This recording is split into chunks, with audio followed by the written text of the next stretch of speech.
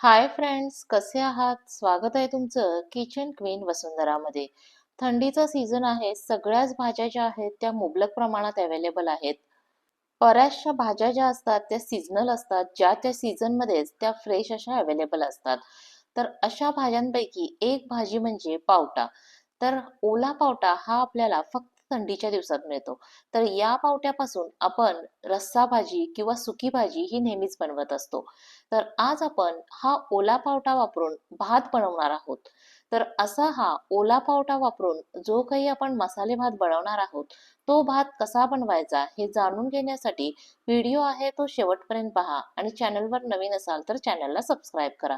त्याचबरोबर शेजारच्या बेल आयकॉनवर क्लिक करायला देखील विसरू नका, जेणेकरून इथून पुढच्या सर्व रेसिपीचे नोटिफिकेशन जे आहेत ते तुम्हाला लगेचच मिळून जातील. आज आपण जो काही भात बनवणार आहोत त्याच्यामध्ये ओल्या पावट्याचा वापर करणार आहोत आणि त्याचबरोबर हा भात जो आहे तो आपण गावरान पद्धतीने बनवणार आहोत. यापूर्वी आपण भाताचे बरेचसे प्रकार पाहिले आहेत. तर ते भाताचे प्रकार बनवताना आपण शक्यतो प्रेशर कुकरचा वापर केलेला आहे. पण हा भात जो आहे तो आपण गावरान पद्धतीनं गावरान चवीचा बनवणार आहोत. तर या ठिकाणी आपण प्रेशर कुकरचा वापर न करता हा भात जो आहे तो आपण मोकळा शिजवणार आहोत. तर असा हा टेस्टी गावरान चवीचा पावटा भात बनवायला आपण आता सुरुवात करूयात. पावटा भात बनवण्यासाठी सुरुवातीला मी या ठिकाणी 1 वाटी होईल इतके पावट्याचे दाणे घेतलेले आहेत. दाणे आपल्याला सिलेक्ट करताना थोडेसे कोवळे आणि अगदी हिरवे असे दाणे जे आहेत ते आपल्याला सिलेक्ट करायचे आहेत. यानंतर मी या ठिकाणी 1 बाउल होईल इतके तांदूळ घेतलेले आहेत. हे तांदूळ जे आहेत ते आपल्याला 2 वेळा पाण्यानं स्वच्छ असे धुवून घ्यायचं आहे आणि त्यातलं सगळं पाणी जे आहे ते निथळून टाकायचं आहे. यापूर्वी सांगितल्याप्रमाणे हा भात जो आहे तो आपण एका पातेल्यामध्ये करणार आहोत. या ठिकाणी मी एक जाड बोटाचं पातेलं घेतलेलं आहे आणि ते आता गरम करण्यासाठी म्हणून ठेवलेलं आहे. पातेलं गरम होतंय तोपर्यंत आपण आलं आणि लसूण याची पेस्ट करणार आहोत. या ठिकाणी मी 1 इंच आलं आणि त्याचबरोबर 7 ते 8 लसूण पाकळ्या घेतलेल्या आहेत आणि त्या आपल्याला बारीक करून घ्यायच्यात. या ठिकाणी मी रेडीमेड आलं लसूण पेस्ट जी आहे ती वापरलेली नाही आहे. मी यापूर्वी सांगितल्याप्रमाणे आपण हा जो भात आहे तो गावरान चवीचा बनवणार आहोत. जितके फ्रेश आयटम आपल्याला वापरता येतील तितके फ्रेश आयटम आपल्याला वापरायचे आहेत. त्यामुळं आपल्या भाताची टेस्ट जी आहे ती अतिशय छान येणार आहे. पातेलं जे आहे ते आपलं चांगलं गरम झालेलं आहे. त्यामध्ये आपण 3 टेबलस्पून होईल इतकं तेल जे आहे ते ऍड करतोय.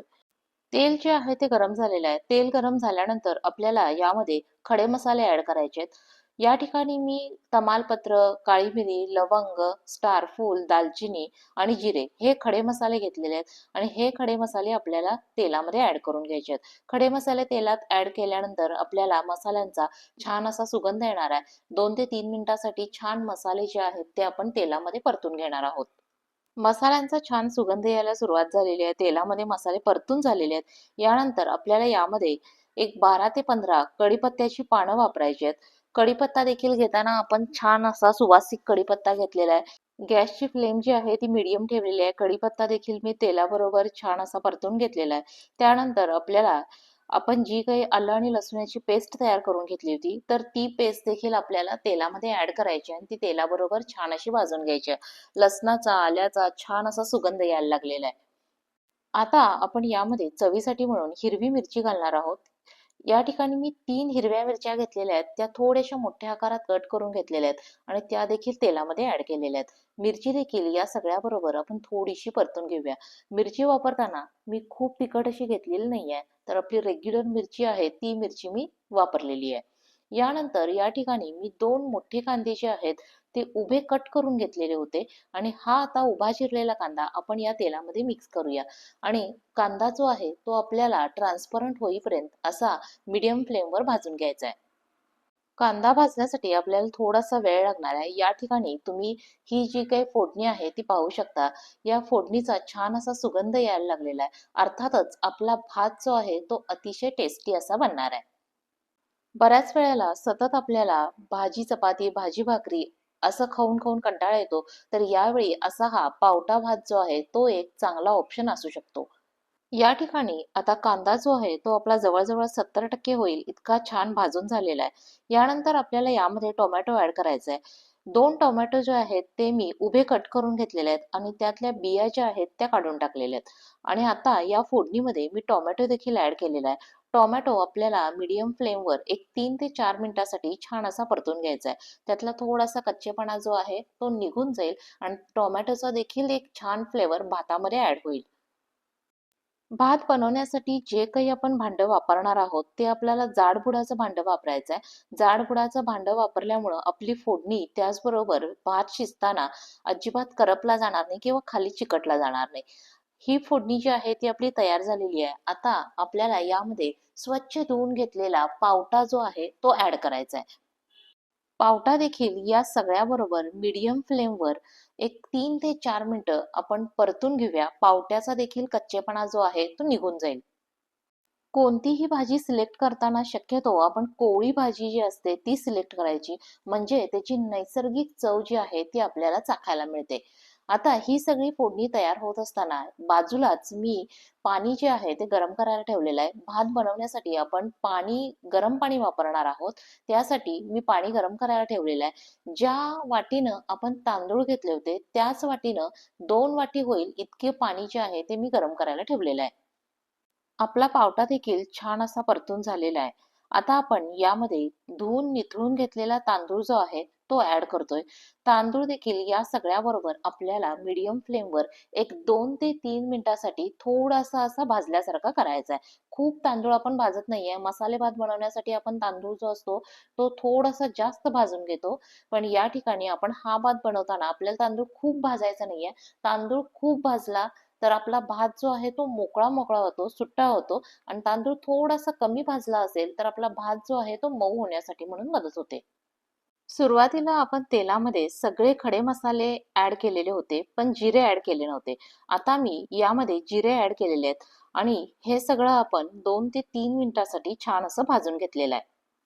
हे सगळं भाजत असताना मला तेलाचं प्रमाण थोडंसं कमी वाटलेलं होतं, म्हणून मी यामध्ये 1 टेबलस्पून होईल इतकं तेल ऍड केलेलं आहे. आता हे सगळं आपलं छान भाजून झालेलं आहे. यामध्ये आपल्याला आता पाणी ऍड करायचं आहे. मी यापूर्वी सांगितल्याप्रमाणे एका बाजूला मी पाणी गरम करायला ठेवलं होतं, तर तेच गरम पाणी आपण यामध्ये ऍड करतोय. कोणत्याही प्रकारचा भात बनवण्यासाठी आपण शक्यतो गरम पाण्याचा वापर करायचा. त्यामुळे आपला भात लवकर तर बनतोच, पण भाताची टेस्ट देखील वाढते. या पाण्याला आपल्याला चांगली उकळी येऊ द्यायची आहे. हे पाणी उकळी येत असताना आपण त्याच्यामध्ये हळद ऍड करतोय. या ठिकाणी मी पाव टीस्पून होईल इतकी हळद याच्यामध्ये ऍड करून घेतलेली आहे. यानंतर आपल्याला यामध्ये गरम मसाला त्याचबरोबर गोडा मसाला ऍड करायचा आहे. अर्धा टेबलस्पून होईल इतका गरम मसाला मी याच्यामध्ये ऍड केलेला आहे. त्याचबरोबर अर्धा टेबलस्पून होईल इतका गोडा मसाला देखील आपण याच्यामध्ये ऍड करतोय. मसाला सगळीकडे व्यवस्थित मिक्स व्हावा यासाठी मी परत एकदा त्याच्यामध्ये चमच्यानं थोडंसं हलवून घेतलेलं आहे. यानंतर आपल्याला भातामध्ये चवीनुसार मीठ ऍड करायचं आहे. मीठ ऍड करून झाल्यानंतर आपण पुन्हा यामध्ये लाल मिरची पावडर ऍड करणार आहोत. कलरसाठीची लाल मिरची पावडर मी या ठिकाणी वापरलेली आहे.